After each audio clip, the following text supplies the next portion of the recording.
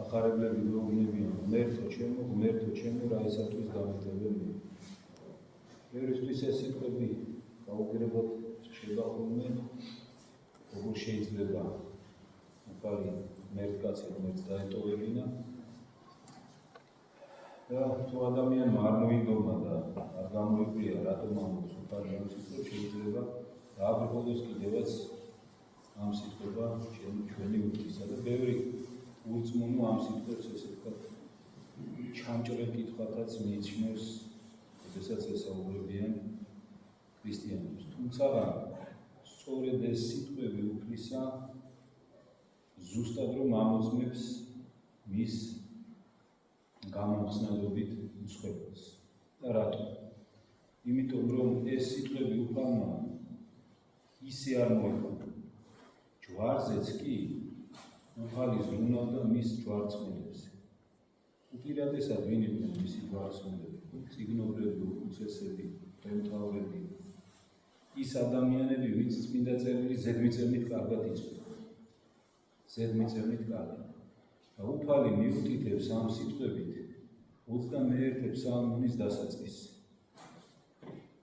ეუბნება მათ, რომ თქვენ ეხლა ზუსტად იმას ავასრულებთ, რაც ფსალმონში წერია.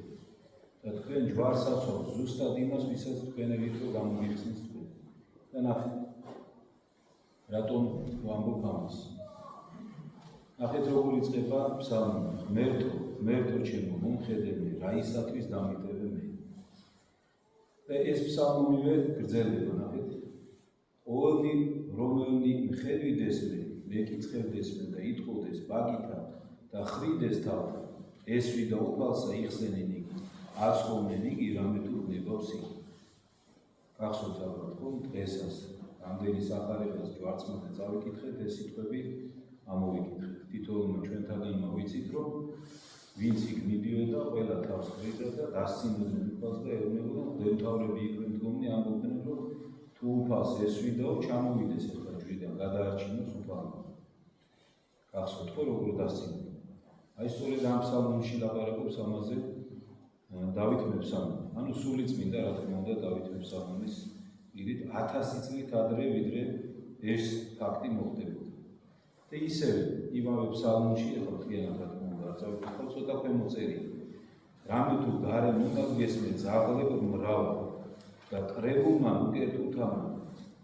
გარე მომისვამე განხრიტნეს ხელნი ჩემი და ფერხნი ჩემი და აღრაცხეს ყოველი ძვალები ჩემი მათ მიხილეს მე და განმიცადეს მე განიყვეს სამოსელი ჩემი მათ შორის და კვარცა ჩემსა ზედა განიგდეს წილი ნახეთ რაზე უნიშნებს ამ სიტყვებით უფალი თავის ჯვარცმულს რაზე მიგვანიშნებს თითოეულ ჩვენთან რომ მე ამისთვის მოვედი აქ ჩემინებით ვარ ამოსული ეს იყო დაწერილი ეს უნდა აღსრულებული აი ესეთი საშინელი მსხვერპლი გაიგო უფალმა თითოეული ჩვენთაგანისთვის მთელი კაცობრიობისთვის მაგრამ თითოეული ჩვენთაგანისთვის ჩვენ როდესაც ველახტმას ვკითხულობთ იქ ხშირად ვხედავთ როგორი საშინელი არის ხოლმე მსჯავრი უფლისა კაცობრიობის ამა თუ იმ მონაკვეთში ამა თუ იმ ხალხს ეს ყველაფერი ჩვენი ცოდვების გამო უფალი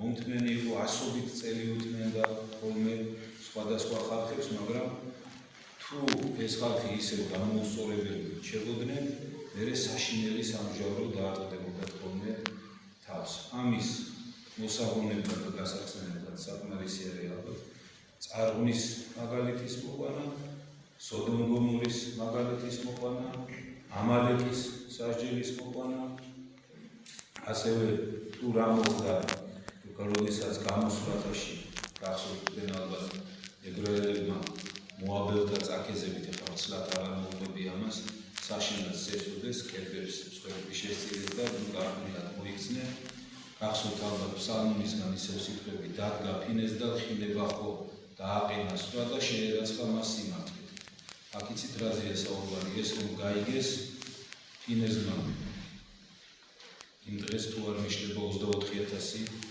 ადამიანი დაღმის ებრაელები აი ამ შეცდომის გამო ამით რისი თქმა მინდა რატომ მომივიდა აზრად საერთოდ იმიტომ რომ პავლე მოციქულმა თუ გახსოვთ ეს სამოციქულური წაიკითხეთ ბიჭები.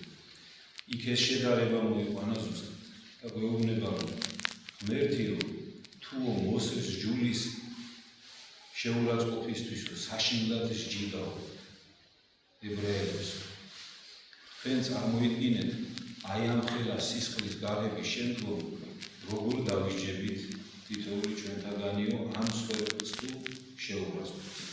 ამ სვერპლის შეურაცხყოფა ხდება ჩვენი ცხოვრებით. მეტი კი არა, უფლის სიტყვის უგულებელობით. ისევ ჩვენებაზე სიარულით, ისევ ჩვენი სულვილებით, ცხოვრებით და უფლის სახლის დავიწყებით. სხვა არა. და პავლე მოციქული ამიტომ გვახსენებდა, ამას და გვეუბნება რომ აიხსენეთ რა როგორია სამართალი ღვთისა და გახსოვდეთ რომ თქვენ უფრო მეტი მსხვერპლით ხართ გამოხსნილი და აქედან გამომდინარე საჯებით გაცილებით მეტი იქნება. უფალი მრავალმოწყალე დიდხანს იტყვის, ძალიან დიდხანს უთმეს ყველა ადამიანს. ხანდახან თაობები უთმის, მაგრამ სამართალი ბოლოს მაინც აღსრულდება. თითოეულმა ჩვენთაგანაც ეს უნდა ვეკითხოთ. დღეს რაც ვისმინეთ, ეს მსხვერპლი რაც უფალმა გაიგო ჩვენთვის. ეს ტყილა არ არის. მე არ ვიცი ხა თქვენი ცით თუ არა როგორი სატანჯველი იყო ჯვარი. რატომ მithქვებოდა ეს საშინელი წამი. მხოლოდ იმიტომ კი არა რომ ხელები და ფეხები ერთად.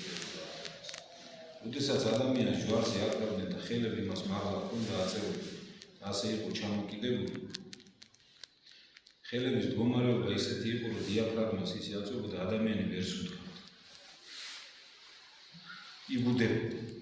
ამიტომ ერთადერთი გამოსავალი ჰქონდა, რომ ფეხებზე გასწორებული იყო, წამომდგარი იყო ფეხებზე.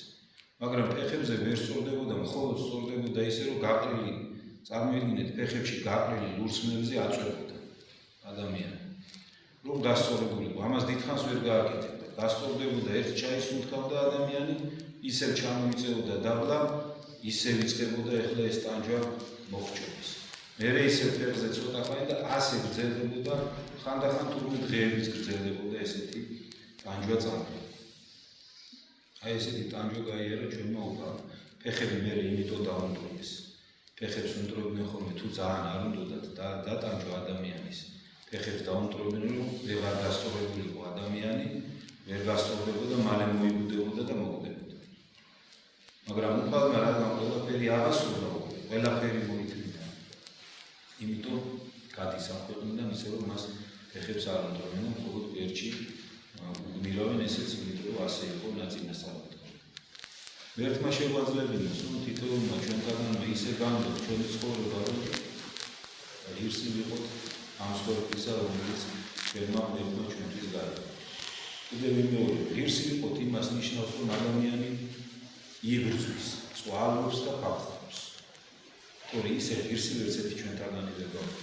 ეს მსხვერპლი სწორედ იმიტომ გახდა საჭირო, რომ ადამიანმა სხვანაირად ვერ შეძლო.